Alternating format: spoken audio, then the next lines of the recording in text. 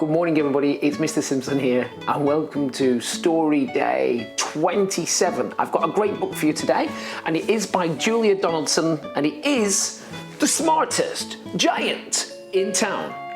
I really hope you enjoy it. Okay.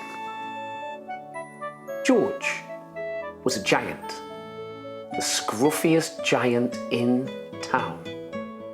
He always wore the same pair of old brown sandals and the same old patched up gown. I wish I wasn't the scruffiest giant in town, he said sadly.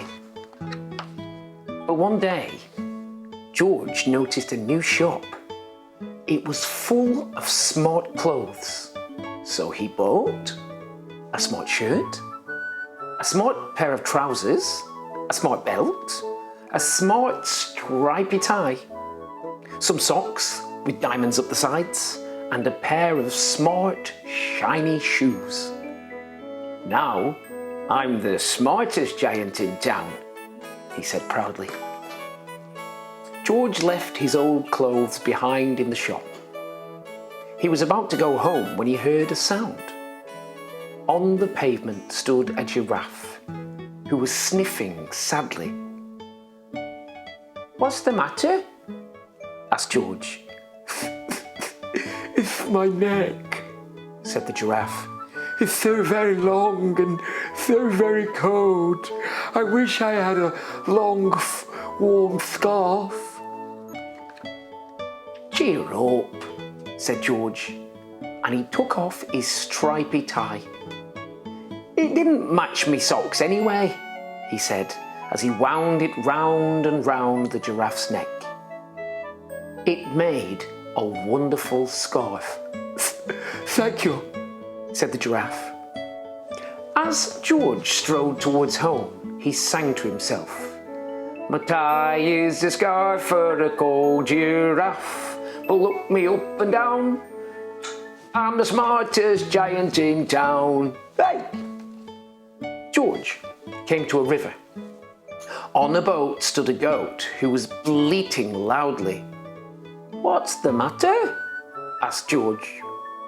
"It's my sail," said the goat. "It blew away in a storm. I wish I had a strong new sail for my boat." "Cheer up," said George, and he took off his new white shirt. "It kept coming untucked anyway," he said, as he tied it to the mast of the goat's boat. It made a magnificent sail. "Thank you," said the goat. George strode on, singing to himself. "My tie is a scarf for a cold giraffe. My shirt's on a boat as a sail for a goat. But look me up and down. I'm the smartest giant in town. Hey!" George came to a tiny ruined house. Beside the house stood a white mouse with lots of baby mice. They were all squeaking. "What's the matter?" asked George. "It's our house," squeaked the mother mouse. "It burnt down and now we have nowhere to live. I wish you had a nice new house." "Cheer up," said George, and he took off one of his shiny shoes. "They were giving me blisters anyway," he said, as the mouse and her baby scrambled inside. The shoe made a perfect home for them. "Thank you," they squeaked. George had to hop along the road now, but he didn't mind. As he hopped, he sang to himself. "My tie is a scarf for a cold giraffe. My shirt's on a boat as a sail for a goat. My shoe is an house for a little white mouse. But look me up and down. I'm the smartest giant in town. Hey!" George came to a campsite. Beside a tent stood a fox who was crying. "What's the matter?" asked George. "It's my sleeping bag," said the fox. "I dropped it in a puddle. I wish I had a warm, dry sleeping bag." Cheer up, said George, and he took off one of his socks with diamonds at the sides. It was tickling me toes anyway, he said, as the fox snuggled into it. It made a very fine sleeping bag. Thank you, said the fox. George hopped on, singing to himself. My tie is a scarf for a cold giraffe. My shirt's on a boat as a sail for a goat. My shoe is an house for a little white mouse. One of my socks is a bed for a fox, but look me up and down, I'm the smartest giant in town. Hey! George came to a big, squelchy bog. Beside the bog stood a dog who was howling. What's the matter? Asked George. It's this bog, said the dog. I need to get across, but I keep getting stuck in the mud. I wish there was a safe, dry path. Cheer up, said George, and he took off his smart new belt. It was squashing me tummy anyway, he said as he laid it down over the bog. It made an excellent path. Thank you, said the dog. The wind started to blow, but George didn't mind. He hopped on, singing to himself.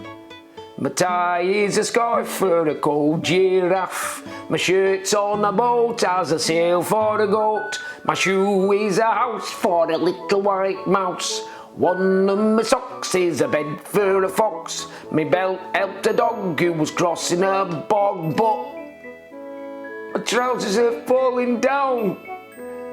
I'm the coldest giant in town.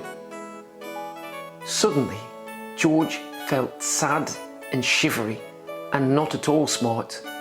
He stood on one foot and thought, I'll have to go back to the shop and buy some more clothes, he decided.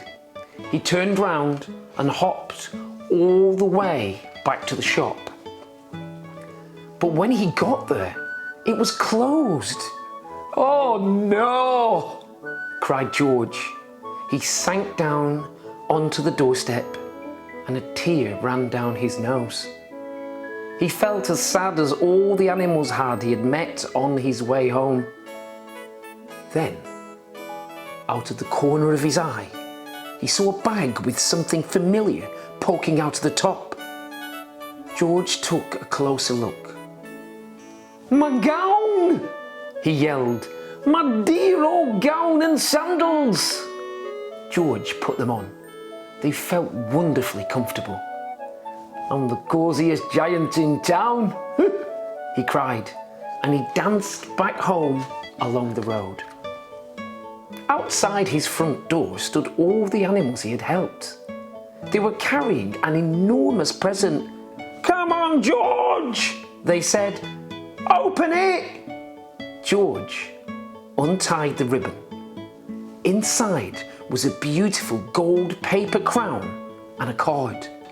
Look inside the card, George, said the animals. George put the crown on his head and opened the card. Inside it said, your tie is a scarf for a cold giraffe. Your shirt's on a boat as a sail for a goat. Your shoe is a house for a little white mouse. One of your socks is a bed for a fox. Your belt helped a dog who was crossing a bog. So here is a very fine crown to go with the sandals and gown of the kindest giant in town. That is the end. I really hope you enjoyed that. I love The Smartest Giant in Town, and I will see you tomorrow for another great story. Bye.